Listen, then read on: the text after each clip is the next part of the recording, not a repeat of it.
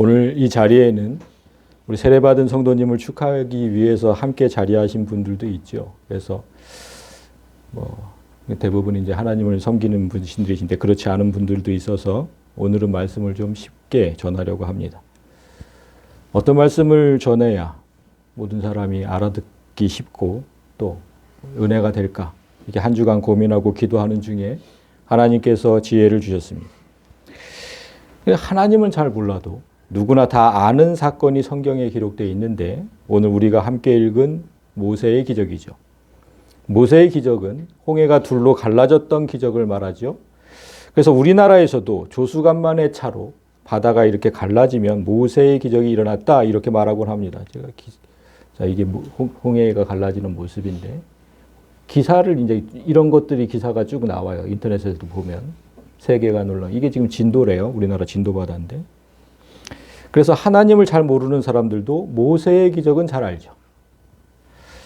하나님께서 오늘 본문으로 말씀을 전하라고 하신 이유는 이 기적을 사람들이 많이 알고 있는 이유도 있지만 정말 중요한 이유는 따로 있습니다. 이 모세의 기적이 오늘 행해진 세례식과 아주 밀접한 관련이 있기 때문입니다. 모세의 기적은 지금으로부터 약 3,500년 전에 일어난 일이어서 구약 성경에 기록되어 있는데 예수님 탄생 이후에 기록된 신약 성경은 그 사건을 이렇게 해석하고 있습니다. 형제들아, 나는 너희가 제대로 알기를 원한다. 그 모세의 기적, 제대로 알기를 원한다. 우리 조상들이 다 구름 아래에 있고 바다 가운데로 지나며 모세에게 속하여 다 구름과 바다에서 세례를 받았다. 이스라엘 백성이 바다 사이를 걸었던 사건을 이스라엘 백성이 세례를 받는 장면이라고 해석한 겁니다.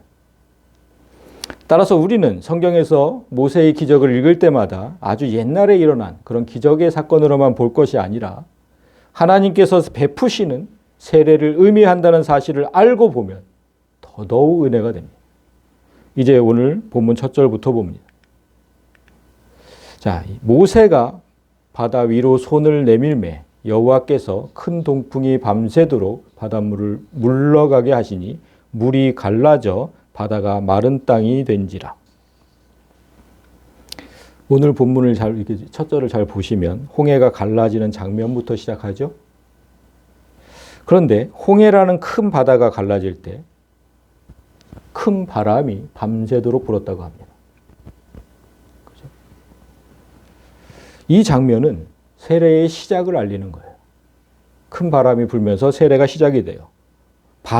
왜 그런지 신약 성경을 잠시 보면 알 수 있습니다. 사도행전 2절을 보면 호련히 하늘로부터 급하고 강한 바람 같은 소리가 있어 그들이 앉은 온 집에 가득하였다.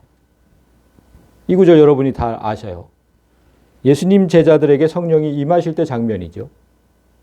갑자기 하늘에서 내려온 바람이에요. 하늘에서 내려온 바람.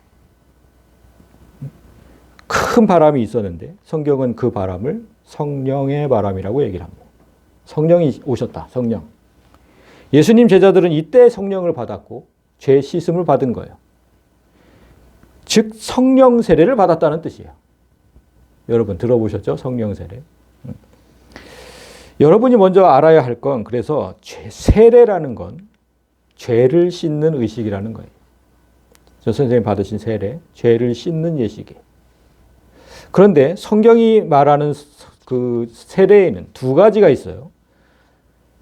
성령께서 행하는 성령 세례, 그리고 지금 제가 행했던 교회가 행하는 물 세례. 이게 성경이 두 가지 세례를 얘기를 합니다. 왜 이 두 가지 세례가 존재할까? 사람의 죄는 사람이 씻을 수 없어요. 그거 잘못된 거예요. 내가 너의 죄를 사하노라 이러면 안 돼요. 그건 잘못된 겁니다. 오직 하나님의 영, 성령만이 씻어줄 수 있습니다. 근데 애석하게 성령은 보이지 않죠. 우리 눈에 보이질 않아요. 그래서 성령이 죄를 씻는 장면도 우리는 볼 수 없습니다. 그래서 하나님은 교회가 행하는 물 세례를 통해서 보이지 않는 성령 세례를 여러분이 볼 수 있도록 하신 것인데 명심할 건 물 세례에는 죄를 씻는 권세가 없다는 겁니다. 지금 제가 여기 행했다고 해서 이때 선생님 제가 씻어진 게 아니에요. 이 땅의 수많은 교회에서 세례를 행하고 있지만 세례받는 사람이 죄가 씻겨졌는지 아니면 죄가 그대로 있는지 그건 아무도 몰라요. 오직 하나님만 아시죠. 그렇다고 해서 교회의 세례가 아무 의미가 없다 그렇게 생각하면 또 안 됩니다. 왜냐하면 교회는 세례를 주기 전에 성경 전반에 관한 충분한 교육을 하고 교육을 마친 후에는 배운 사실을 모두 믿는지 당사자에게 확인하는 절차를 갖기 때문이에요. 고린도전서 12장 3절을 보면 하나님의 영이 있는 자는 아무도 예수를 저주받은 자라고 하지 않는데요. 예수님 십자가에 달리셨잖아요. 그걸 저주받은 자라고 얘기하는 자가 있어요. 근데 하나님의 영이 있으면 그렇게 얘기하지 않는데요. 그리고 성령이 없이는 아무도 예수님을 주님이라고 말할 수도 없대요. 성령이 있는 자만 그렇게 얘기를 하는 거예요. 그리고 로마서 10장을 보면 사람이 마음으로 믿어서 하나님에게 이르라. 마음으로 믿어야 진정으로. 그냥 입으로만 믿으면 안 돼요. 그리고 입으로 시인할 때 구원에 이르고. 이런 말씀에 근거해서 세례받는 분이 예수님을 내 주로 믿는다고 고백하면 그에게 성령이 임하셨다는 사실을 교회는 인정하는 거죠. 네, 이런 말씀이 있으니까. 그래서 세례를 주는 거예요. 그래서 오늘 다시 본문을 보면 큰 바람이 불면서 즉 성령이 등장하면서 그 뜻이죠. 세례식이 시작되고 있습니다. 곧이어 성령은 바다 한가운데를 지금 잘라버렸어요. 바다 한가운데를. 그러니까 바다는 왜 갈랐을까요? 성령이 오셔서 왜 바다를 갈랐을까? 단순히 이스라엘 백성을 건너게 하려는 그 목적이었다면 이런 장면은 우리에게 아무런 의미가 없죠. 그냥 3,500년 전에 이스라엘 백성에게만 의미가 있는 거지 우리에게는 아무 의미가 없어요. 그렇게 해석하면. 하나님은 이 장면을 통해서 우리가 중요한 사실을 깨닫기를 원합니다. 여러분, 지구, 우리가 살고 있는 이 지구, 이 보시면 저 물이 70%고 흙이 30%로 되어 있습니다. 바다가 70%, 육지가 30%예요. 그런데 정말 신기하게도 이 사람의 몸도 물이 70%고 흙이 30%입니다. 똑같죠? 지구와 사람이. 이런 사실을 우연이라고 생각하는 사람은 어떤 말씀을 전해도 하나님을 믿지 않아요. 정말 신기하다. 이렇게 좀 생각을 하셔야 돼요. 왜 하나님께서 그렇게 만드셨을까요? 지구와 사람의 몸을 똑같이. 그리고 특별히 우리 몸의 그 물이 70%를 차지하지만 인간의 생명이 어디에 들어있다? 피에 들어있는데 피에는 물이 90%예요. 물은 사람에게 없어서는 안 되는 절대적인 존재라는 뜻입니다. 그런데 성경을 보면 물은 곧 하나님이다. 이렇게 얘기를 했거든요. 예레미야 17장을 보면 여호와를 떠나는 자는 흙으로 기록되리니. 여호와를 떠났어. 그럼 물이 없는 거예요. 그냥 흙인 거예요. 흙. 이는 살아있는 물이신 여호와를 버렸기 때문이다. 분명히 기록되어 있잖아요. 이 말씀처럼 우리 몸에서 물이 없어지면 그 누구도 생명을 유지할 수 없잖아요. 그 말의 의미는 사람은 하나님이 없이는 단 한 사람도 살 수 없다는 뜻입니다. 여러분들이 하나님을 믿든 안 믿든 상관없어요. 하나님 없이 살 수 있는 사람은 한 사람도 없어요. 여러분들이 호흡하는 거 다 하나님께서 계시기 때문이에요.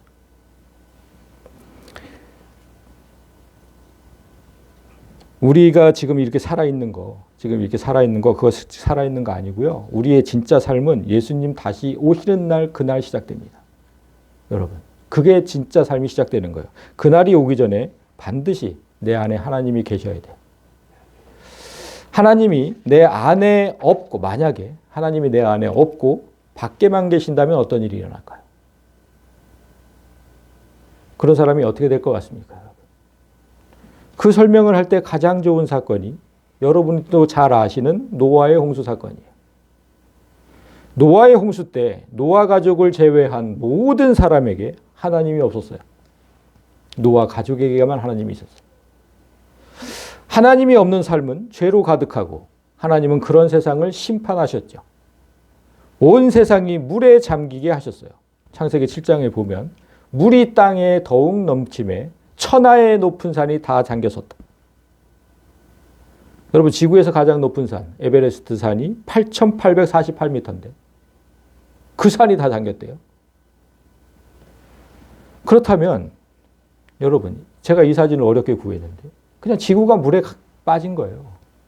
그렇잖아요. 어떻게 8,848m가 다 잠깁니까? 그 물에 빠진 거 아니에요? 지구가? 지구 안에 아까 70%의 물이 있다 그랬죠? 근데 지구 안에 물이 있는 게 아니라 지구 밖에 저렇게 물이 있다면 사람은 모두 죽게 돼요. 그처럼 하나님이 내 안에 있으면 생명의 하나님이시지만 내 밖에 있으면 죽음의 하나님, 심판의 하나님이 돼요. 우리는 오늘 물로 머리에 안수하는 방식으로 세례를 행했죠. 그런데 침례교 아시죠, 여러분? 침례교. 침례교에서는 세례를 침례라고 해요. 세례라고 안 하고 침례. 그래서 침례교예요. 그런데 저 침자가 잠길 침자거든요. 세례를 베풀 때 사람을 몸 전체를 물속에 담궈요. 그렇게 세례를 베풀거든요. 그 왜 이런 방식으로 행하냐면 세례는 곧 죽는 것부터 시작하기 때문이에요. 로마서 6장. 자, 이게 지금 침례에서 행하는 방식이에요. 저렇게 목사가 사람을 이렇게 뒤로 눕혀가지고 온전히 다 잠겨요. 그리고 다시 일으키거든요. 지금 침례 방식이에요.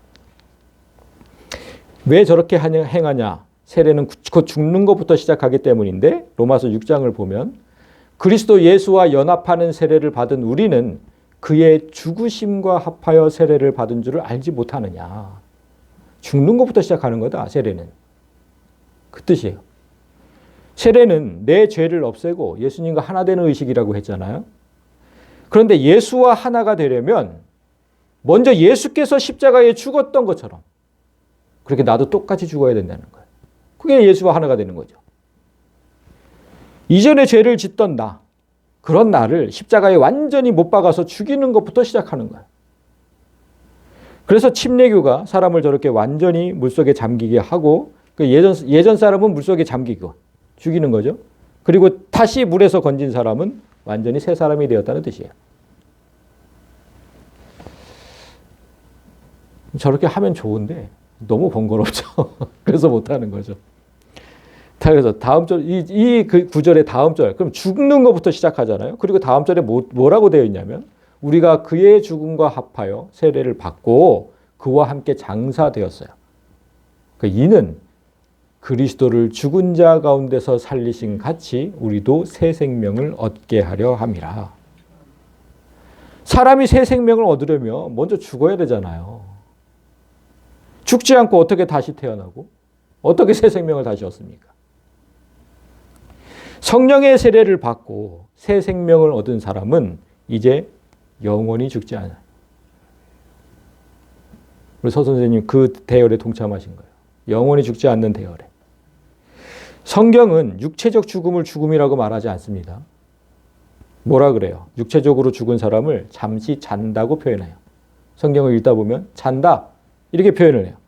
예수 그리스도께서 다시 오시는 날 그들 모두가 영생하는 몸으로 되살아나기 때문이죠. 잠시 자고 있는 거예요. 그 상황을 오늘 본문에서도 확인할 수가 있어요. 22절.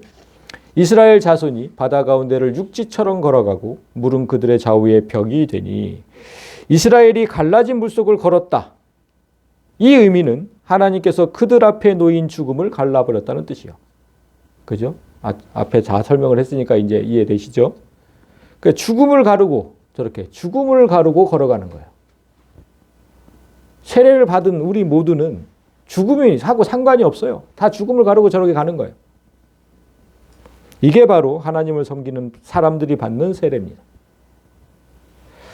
그러나 여러분, 죽음에서 생명으로 가는 길이 저게 쉽겠습니까? 바다가 갈라졌다면 저 드러난 땅이잖아요. 저 드러난 땅. 지금 뭐 만화로 그려놔가지고 저렇게 평지처럼 보이지만 사실 과학자들이 밝혀낸 바다 밑의 모습은 이렇죠.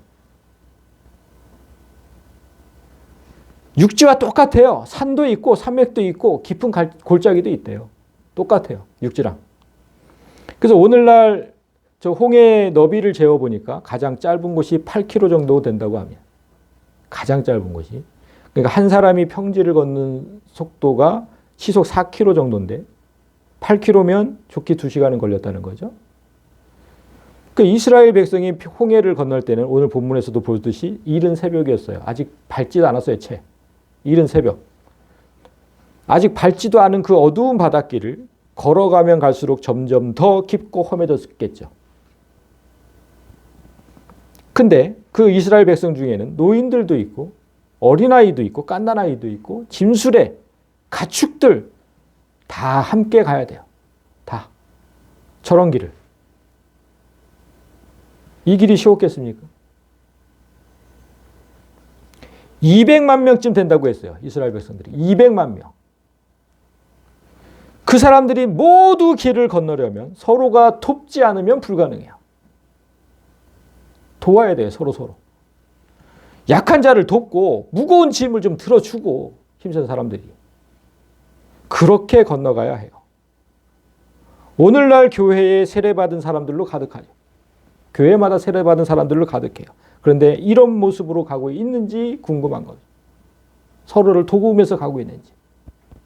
나만 그냥 가고 있는지.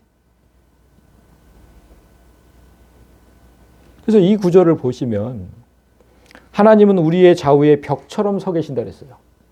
하나님. 우리의 좌우에 벽처럼 계신다. 이렇게.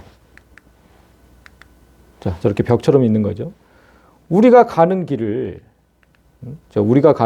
지키고 보호하시는 거예요.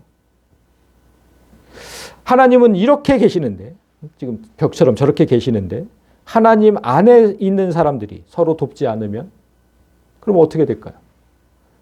다 죽어요, 다 죽어. 여러분. 교회는 그래서 시끄러워지고, 그래서 공멸하는 거예요.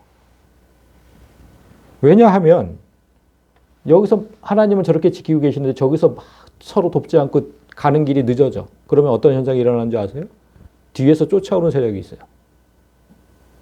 우리를 죽이려고 쫓아오는 세력이 있어요. 그 5절 앞에, 우리 본문 앞에 5절을 보면 저 이스라엘 백성이 떠난 것을 알고 바로와 그의 신하들이 마음을 바꾸고 이르되 우리가 어찌 이렇게 바보같이 행해서 이스라엘이 우리를 섬기는 일을 그만두게 했을까? 후회를 해요.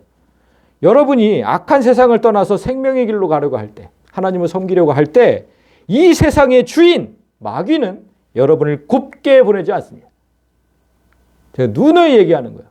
선생님께도 몇 번을 얘기를 했어요. 곱게 보내지 않아요. 마귀는 말하기를 나를 섬기던 자가 왜 하나님을 따라갔는가? 그렇게 얘기하는 거예요. 분통해하고 어떻게든 죽이려고 쫓아와요. 6절. 바로가 곧 그의 병거를 갖추고 그의 백성을 데리고 갈새 선발된 병거 600대와 애굽의 모든 병거를 총동원하니 지휘관들이 다 거느렸. 잠시 이 세상의 주인 노릇을 하는, 그가 뭐 진짜 주인은 아니죠. 주인 노릇을 하는 거죠. 하나님께서 허락하셔서. 그 마귀가 하나님을 믿겠다는 사람을 곱게 보내질 않아요. 그래서 그렇게 힘든 거예요. 하나님 믿기가.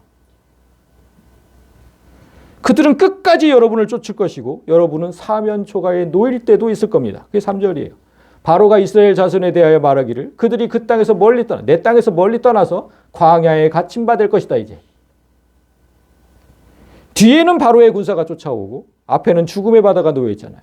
사면초가, 진퇴양난. 여러분이 하나님을 섬기려고 할 때 이런 일은 반드시 일어날 겁니다.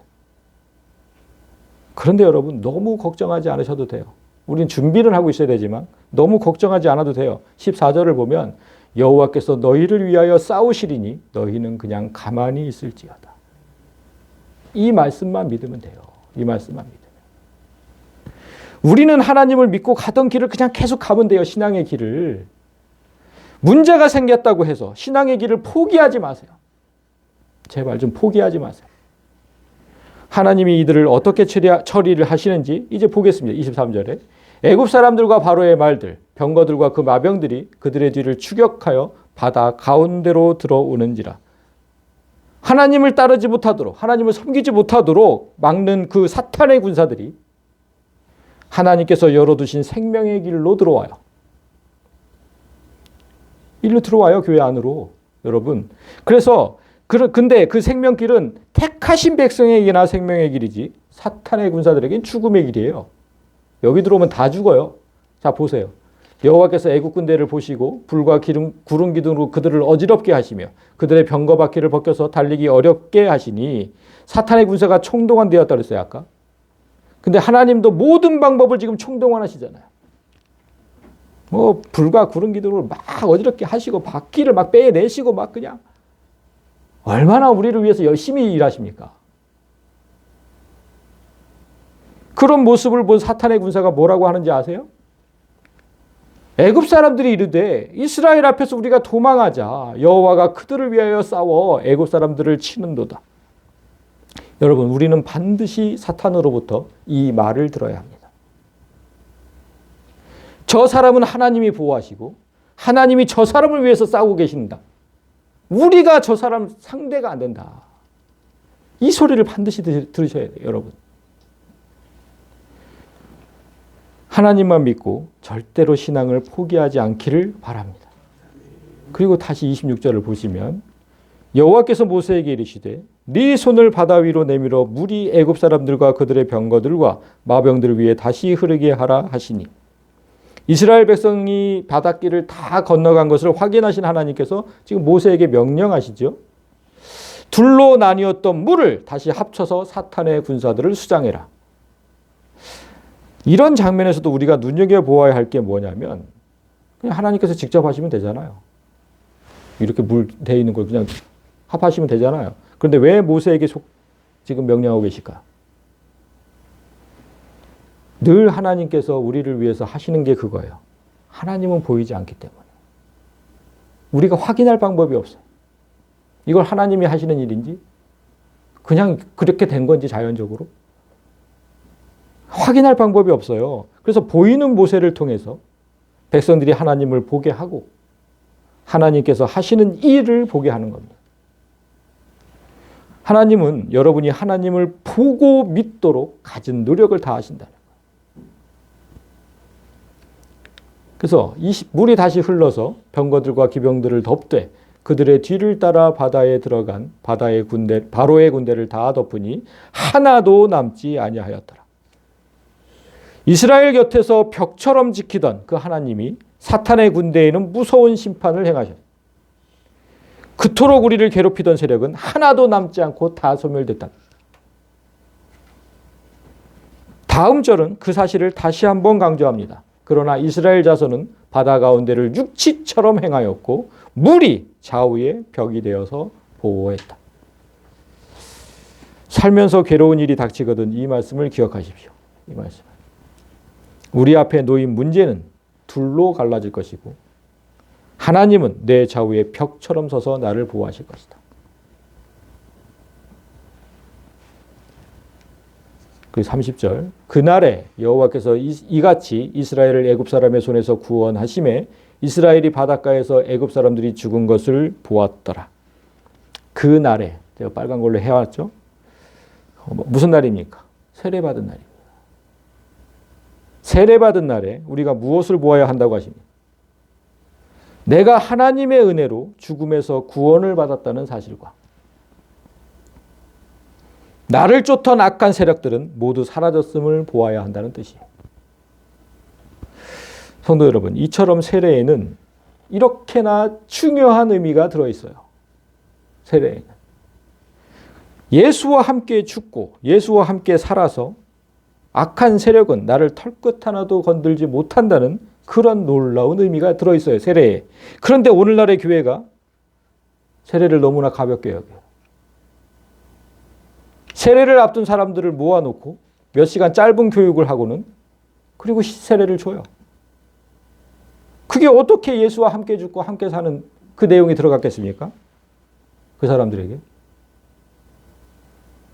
오늘 세례 받으신 선생님은 무려 16주간의 교육과정을 이수했습니다. 4달이에요, 4달. 지안의 교육을 받아본 사람들은 알지만 다른 교회 장로나 안수 집사도 알지 못하는 내용으로 가득 차 있어요. 그래서 어려워요. 그런 내용을 초신자가 배울 때 얼마나 힘들었겠습니까? 그래서 선생님은 제가 강의할 때 내용을 다 녹음을 했어요. 그래서 일하실 때 운전할 때 수시로 들었대요. 수시로. 다시 듣고 다시 듣고. 그리고 공책에 또 정리하고. 아침 저녁으로 와서 또 여기서 성경 보고 기도하고. 그렇게 하셨어요. 그렇게 16절을 보낸 거예요. 예수와 함께 죽고 예수와 함께 사는 세례를 받으려면 이 정도 자세는 되어야 되지 않겠느냐. 그래야 세례를 받을 자격이 되죠. 어떻게 몇 시간 딱 교육하고 세례를 줍니까? 저는 세례를 여기 밖에도 써놨는데 세례를 받지 않은 사람은 예배자가 될 수 없다고 강조해요. 그건 예배자가 아니에요. 아니 어떤 신을 예배하는지 어떻게 예배하는지 아무것도 모르는데 그가 어떻게 예배자입니까? 오늘날 교회는 그렇게 하지 않아요. 그냥 오면 다 예배자로 앉히죠. 오늘날의 교회가 쉽게 세례를 베풀고 아무나 예배자로 세우는 건 하나님을 모욕하는 행위고 그 성도들을 죽음으로 내모는 행위입니다. 오늘 설교 전에 서 선생님이 부른 노래의 가사 중에 이 첫 절이 이렇게 됐죠. 세상 일에 실패했어도 너는 절망하지 말아라. 내가 너를 도우리라. 다시 일어서게 하리라. 애굽에 살던 이스라엘 백성은 노예였습니다. 그들에겐 자유도 없었고 앞날에 어떤 소망도 없었어요. 그냥 하루하루 아무런 삶의 의미도 없이 하루하루 그 세상이 주는 먹거리에 만족하면서 살던 삶이었어요. 그건 정말 실패한 삶입니다. 그렇게 사는 것. 실패한 삶. 먹고 자고 육체의 욕망에 이끌리는 대로 그냥 사는 삶. 그거 딱 짐승이 사는 삶이에요, 여러분. 짐승이 그렇게 살잖아요. 사람은 그렇게 살면 안 돼요. 예수님은 사람으로 오셔서 하나님이 사람으로 오신 거잖아요. 그렇게 사람으로 오셔서 사람이 어떻게 살아야 하는지를 보여주셨어요. 나를 희생해서 다른 사람을 살리셨어요. 나 자신을 세우는 게 아니라 하나님 나라를 이 땅에 세웠어요. 그게 사람다운 삶이고 성공한 삶이라고 분명히 보여주셨어요. 하나님은 세례받은 자들을 실패한 삶에서 일으키시고 예수의 삶을 살도록 돕는다는 뜻이에요. 이 구절. 그리고 오늘 마지막 구절을 다시 보세요. 마지막 구절. 이스라엘이 여호와께서 행하신 그 큰 능력을 보았으므로 백성이 여호와를 경외하며 여호와와 그의 종 모세를 믿었더라. 바다가 갈라졌어요, 여러분. 바다가. 그게 말이 돼요? 바다가 갈라지고 그 가운데로 걸어본 사람. 만약에 우리가 그 경험을 했다면 어땠을까? 그런 거를 경험해 본 사람은 당연히 하나님을 믿고 섬기게 돼요. 어떻게 그런 일이 일어나요? 근데 하나님께서 이런 기적을 경험하게 하시는 이유, 그게 지금 여기 나와 있어요. 백성이 여호와를 경외하며 믿도록. 좀 의심하지 않고 하나님을 믿도록. 이 말씀과 이 마지막 말씀과 선생님이 노래한 마지막 가사를 한번 비교해서 볼까요? 내가 너를 굳세게 하리라. 너를 크게 사용하리라. 너로 하여금 나를 증거하도록 내가 너를 도우리라. 오늘 본문 마지막 절과 이 가사는 같은 거예요. 같은 의미인 거예요. 어떻게 선생님이 이 노래를 하시겠다고 했는지 제가 본문 말씀 묵상하면서 참 놀랐어요. 하나님께서 우리를 믿음으로 굳세게 하시고 크게 사용하시는 이유는 하나님을 세상에 알려야 하기 때문이에요. 그런 삶을 살겠다고 할 때 돕겠다는 뜻이잖아요. 내가 너를 그때 돕겠다. 제가 얘기를 들어보니까 선생님께서 이 노래를 예전부터 알던 게 아니에요. 세례를 받으려고 열심히 성경을 공부하던 때 운전하고 가다가 유튜브에 그냥 찬양을 틀고 운전을 하셨는데 이 노래가 흘러나왔대요. 근데 가사를 들으면서 너무나 눈물이 나서 도저히 운전을 하지 못하고 길가에 차를 세우고 한참 울었다는 거예요. 이 가사를 듣고 그 다음날 제게 와서 세례받는 날 이 노래로 하나님께 영광을 돌리겠다고 얘기를 했어요. 아니 이 가사에 왜 눈물이 나왔겠습니까, 여러분? 지금까지는 실패한 삶을 살았지만 그냥 나만 위하고 그냥 내 가족 먹여 살리느라고. 그런 삶을 살았지만 그 삶에서 다 일으키시고 이제는 하나님 나라를 위해 사용하겠다는 그 하나님 말씀에 눈물이 쏟아진 거 아니에요? 아까도 그래서 그러셨죠. 너를 사용하겠다. 나를 증거하도록 내가 크게 사용하겠다. 여러분, 근데 우리가 이런 가사에 눈물 흘린 적이 언제였는지 기억나세요, 혹시? 여러분은 이 노래 들으면 눈물이 나시겠어요? 하나님이 나를 쓰신다는 사실에 감격한 적이 언제였습니까? 우리는 너무나 오랜 시간 신앙생활을 하다 보니까 그냥 매너리즘에 빠져버렸어요. 그냥 습관처럼 교회 나오고 습관처럼 예배하고 그냥 하나님을 향한 열정이 모두 식어버렸어요. 이런 노래 들어도 눈물 안 나와요, 우리는. 그냥 흥얼거릴 뿐이지. 그래서 오늘 세례식이 우리 모두에게 큰 의미가 있습니다. 그러니까 전도사님 기도할 때 그렇게 기도해 주셔서 감사했어요. 우리 모두에게 큰 의미가 있는 거예요. 오늘 세례받고 오늘 예배자가 됐어요. 드디어. 저 초신자를 보면서 제발 좀 여러분 몇십 년 믿으셨잖아요. 이 초신자를 보면서 여러분이 잃어버린 하나님을 향한 그 첫사랑, 그 열정 좀 다시 회복하시길 원합니다.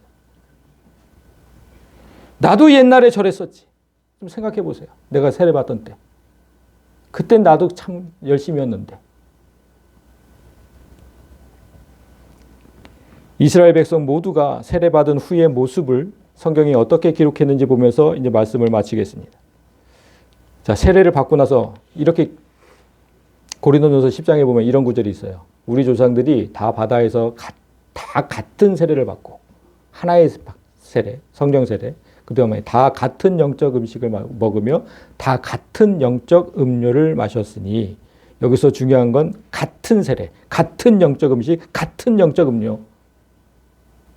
강조를 하잖아요, 성경이. 제가 늘 얘기하는 거. 다른 것들을 받은 사람들하고 같이 모이면 안 돼요. 그래서 이어진 구절을 보면 같은 음식과 같은 음료가 어디에서 나왔는지 얘기가 되어 있어요. 이는 그들이 따르는 영적 반석에서 나왔고 그 반석은 곧 그리스도시다.